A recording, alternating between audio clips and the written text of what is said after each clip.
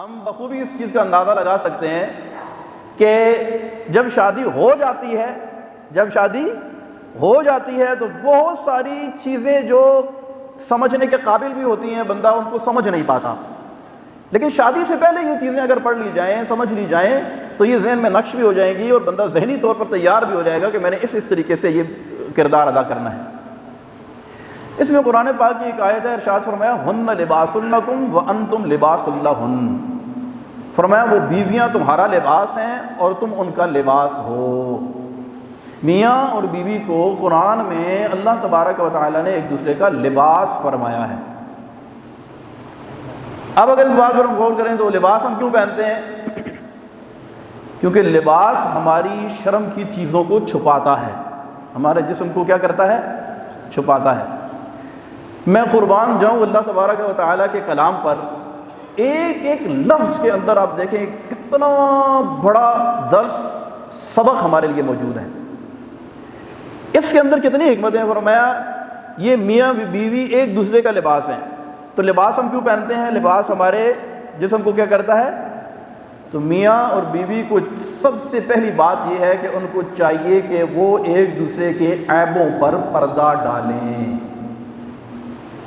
میاں اور بیوی کبھی بھی اپنی پرسنل لائف، اپنی آپس کی گفتگو تک کسی کو شیئر نہ کریں، چاہے وہ سگی ماں ہو، چاہے وہ سگا باپ ہو، چاہے بہن ہو، بھائی ہو، جتنا بھی جگری یار ہو، میاں اور بیوی کو چاہیے کہ وہ ایک دوسرے کی باتوں کو نیگیٹو بات بنا کر دوسرے کے ساتھ شیئر ہرگز نہ کریں، کہ لباس کا کام ہوتا ہے وہ شرم کی چیزیں کیا کرتا ہے؟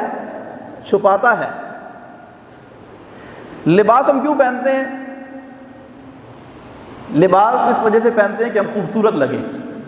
اب ہم لباس خریدنے کے لیے جو جاتے ہیں، خاص طور پر ہماری لیڈیز جب جاتی ہیں کپڑے کی دکان پر، اور ایک ایک سوٹ پسند کرنے میں کتنا ٹائم لگتا ہے، بعد ہوگا تو وہ 20 تھان کھول کے ایسے پھینک دیتے ہیں، لیکن ان کو رنگ پسند نہیں آتا، ڈیزائن پسند نہیں آتا۔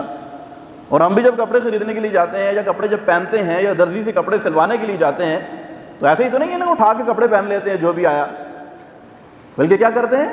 درزی سلیکٹ کرتے ہیں، سب سے پہلے کپڑا خریدتے ہیں، پھر اچھے درزی سے کپڑا سلواتے ہیں۔ پھر کیا جو لوگ یہ بین نہیں پہنتے وہ کہتے ہیں میں نے کالر بنانے ہیں، جو کالر نہیں پہنتے وہ کہتے ہیں میں نے بین سلوانے ہیں، جو کف نہیں پہنتے وہ کہتے ہیں میں نے اس طرح کا سلوانا ہے۔ اپنے اپنے سٹائل ہوتے ہیں، اپنی اپنی پسند ہوتی ہے، اپنا اپنا رنگ ہوتا ہے کہ ہم نے کون سا رنگ کا کپڑا پہننا ہے، شلوار قمیض پہننی ہے، پینٹ شرٹ پہننی ہے، تو اس کی سلیکشن میں ہم خاص دلچسپی لیتے ہیں کیونکہ لباس ہماری خوبصورتی کا سبب بنتا ہے۔ اسی طرح میاں اور بیوی ایک دوسرے کی خوبصورتی کا سبب بنتے ہیں۔ اب آپ نے سلیکشن تو کر لی، پسند تو کر لیا، پسند کرنے کے بعد اب اگر آپ مجھے یہ بتائیں کہ ایک بڑا ہی خوبصورت لباس آپ نے پسند کیا، پسند کرنے کے بعد اس کو پہنا عید والے دن بہت ہی زبردست طریقے سے، اب آپ لوگوں کے سامنے آئے، سارے لوگ عید مل رہے ہوں، تو اب آپ مجھے بتائیں کہ کوئی بندہ یہاں مجمع کے سامنے کھڑے ہو کر اپنے کپڑے پھاڑنا شروع کر دے تو ہم سب اسے کیا کہیں گے؟ ہم اسے کیا کہیں گے؟ ہم کہیں گے اس کے دماغ میں کیا ہو گیا ہے؟ فرق آ گیا ہے، یہ بندہ پاگل ہو گیا ہے، کیونکہ لباس کو پھاڑنا یہ کس کی علامت ہے؟ پاگل پن کی علامت ہے۔ ہم کہتے ہیں یہ بندہ تو پاگل ہو گیا ہے۔ تو اسی لیے فرمایا ہے کہ میاں بیوی ایک دوسرے کے لباس ہیں۔ اب ہم نے سارا کچھ کر کرا کے اس کے بعد کیا کیا ہے؟ اس کو تار تار کرنا شروع کر دیا ہے۔ تو جو مجھے یہ بتائیں کہ لباس کو پھاڑنا یہ تو پاگلوں کا کام ہے جن کے دماغ میں فرق آ جاتا ہے، اور جو اپنے لباس کی حفاظت کرتے ہیں، مٹی دھول نہیں پڑنے دیتے، اس کا مطلب یہ ہے کہ یہ ذہنی طور پر بندہ ٹھیک ہے۔ اسی طرح لباس ہمیں سردی اور گرمی سے بچاتا ہے۔ سردیوں کے لباس الگ ہیں، گرمیوں کے لباس الگ ہیں۔ سردی میں آپ کو بندہ بالکل سمپل سا کاٹن یا بالکل باریک سا کپڑا پہن کر باہر آ جائے، آ سکتا ہے؟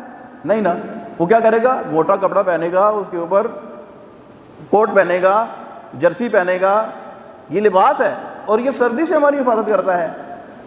اسی طرح میاں اور بیوی ایک دوسرے کو تکلیف سے بچاتے ہیں، اسے رنج سے بچاتے ہیں، اسے دکھ سے بچاتے ہیں۔